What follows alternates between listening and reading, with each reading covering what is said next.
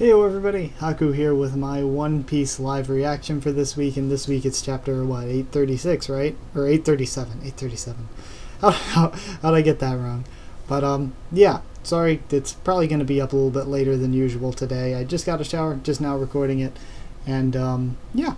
So, let's see what we got. We got chapter 837, Luffy versus Commander Cracker. I saw a bunch of people on Twitter saying that it was really good, so, I didn't get spoiled. I don't know anything that's going to happen, but I'm thinking just a Luffy versus Cracker fight, how can that be that great?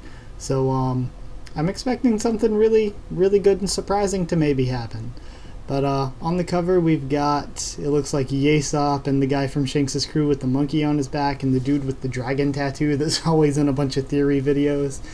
From the Decks of the World, the 500 million Berryman arc, Volume 24, Within the Ruins of a Certain Island, The Red-Haired Pirates. Yo, that's really cool. Also interesting that we aren't seeing Shanks or Beckman or Lucky Roo is the big guy. So, yeah, let's see what we got here. I am Cracker the Biscuit Knight. Pretzel is the name of my trusty blade. It's a unique weapon that has no peer. A clash against not only a Yonko executive, but a man with a bounty of over 800 million. Okay, it is pretty hype. How'd he grow those extra arms, says Nami. Even his self-proclaimed one-of-a-kind sword multiplied. I shall baptize you with a new world cleansing, says Cracker.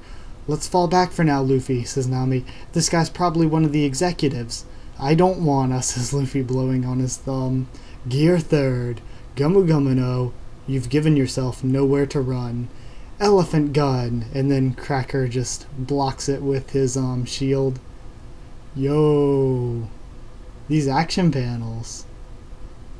And he goes in with like 3 sword slashes. He knocks Luffy back, goes in with 3 sword slashes at once. Luffy blocks it with armament hockey, gets sent flying backwards. Damn it. Ah, and then he dodges another triple sword strike, or more than triple it looks like. Pretzel calls out what the heck? Calls out Cracker, and he stabs Luffy straight in the chest, but it looks like Luffy is able to block it with armament hockey. And he sends Luffy flying backwards through a bunch of the trees. Yeah, no, all the trees are screaming. And then, yo, we can see like from outside the forest, we can see like the smoke or whatever. And then Nami and Pound are looking surprised. We see Cracker and Brulee is laughing. Wee wee. Yo, and now we see Randolph the crane. This is a really cool looking panel. Yo, all the trees cracked from that attack. This is so bad, says Nami. Yo, we're up against the crew of a Yonko. We've been underestimating these guys greatly, says the flashback of Chopper talking to Nami. Even Luffy was overpowered by one of her underlings, says Nami. Luffy, run! Wee, wee, wee, hold your horses, darling. You should be more concerned about me, says Brulee. And me, Jew, says King Bomb. I know exactly what you're feeling. You're terrified, aren't you? Wee, wee. The so-called worst generation. Sorry, hold on. Checking my... Okay, still recording. Wee wee, the so-called worst generation. Tell me, just what exactly is supposed to be the worst about you all? All you've really managed to do is get your 15 minutes of fame during your journey along the first half of the Grand Line. I can't tell you the countless pirates I've witnessed in my lifetime who'd confidently boast and ramble on about how their captain will become the next pirate king. And without fail, each and every time, they'd hit the proverbial wall, and their expressions would quickly turn to despair, like yours just has, she's saying to Nami. Now that I think about it, during these past 2 years, a few of your colleagues had the misfortune of wandering into Mama's territory, and it shows like Uruj, Capone, Kid, and Apu. Captain Kid, Apu the Roar of the Sea, Gang Beige, and Uruj the Mad Monk. Yo, and it's cool too, like how she's saying the worst generation are almost all like subservient to the Yonko now. Like the Kid Alliance is serving Kaido, and so is Drake. We have Capone serving Big Mom. Like they got kind of effed up. Other than Beige, who quickly realized where he stood in the pecking order and quickly came to the understanding that becoming one of our subordinates was in his best interest, each and every last one of them were swiftly escorted from our territory, without so much as even catching a glimpse of Mama herself.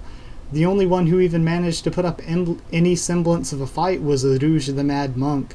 That snot-nosed punk actually succeeded in taking down one of our commanders.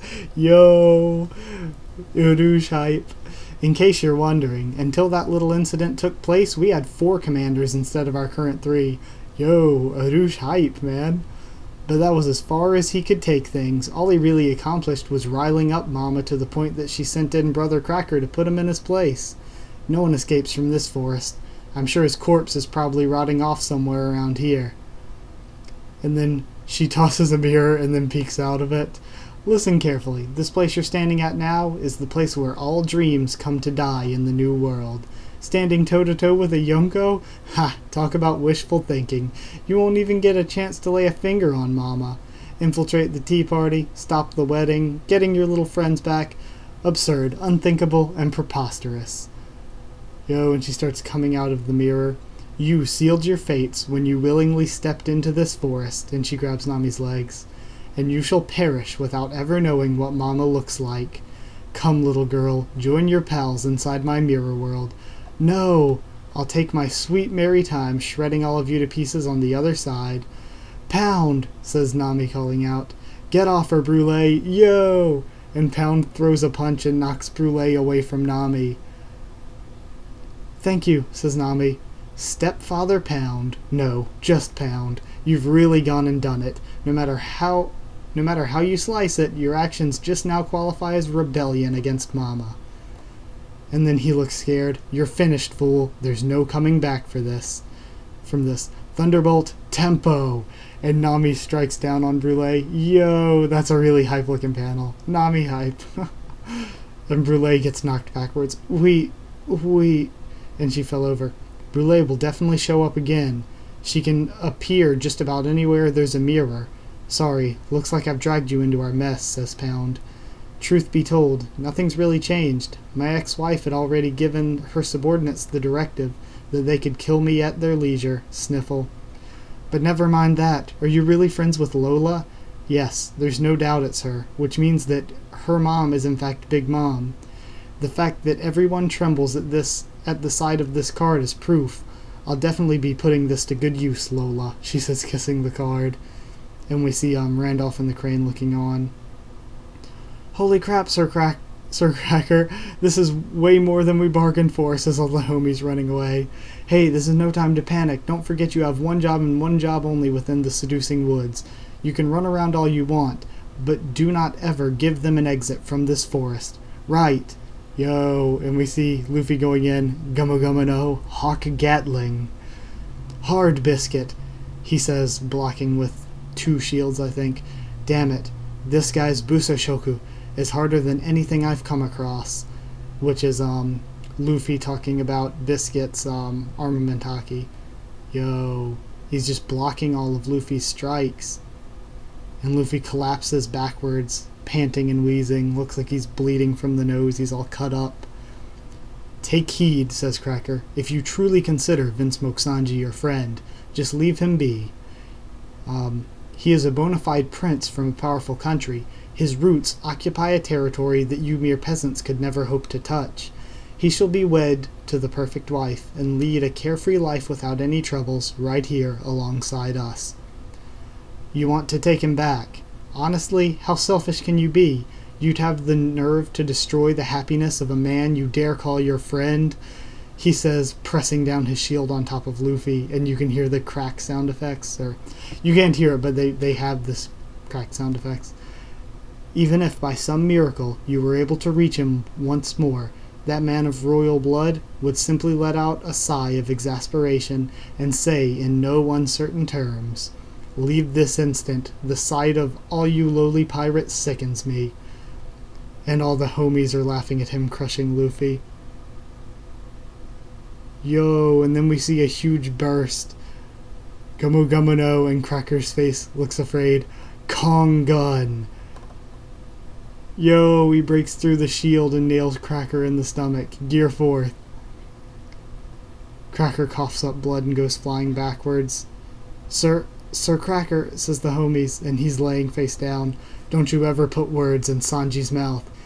Even if he was happy and didn't want to leave here, there's no way he'd ever speak to us like that. Gear Forth shows no mercy. One Piece, chapter 837 end. Yo, that was pretty good.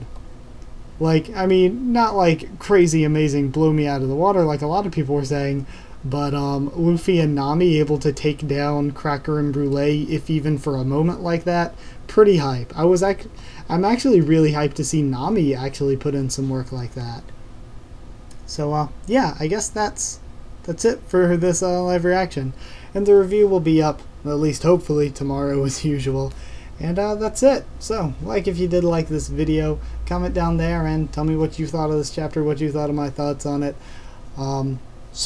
Subscribe for more One Piece, both manga and anime, and a ton of other manga and anime and stuff other than that as well. And follow on Twitter if you want. Try to keep you updated there whenever I post anything or reschedule anything. And that is it for this video. So thank you once again for watching, and I'll see you all next time.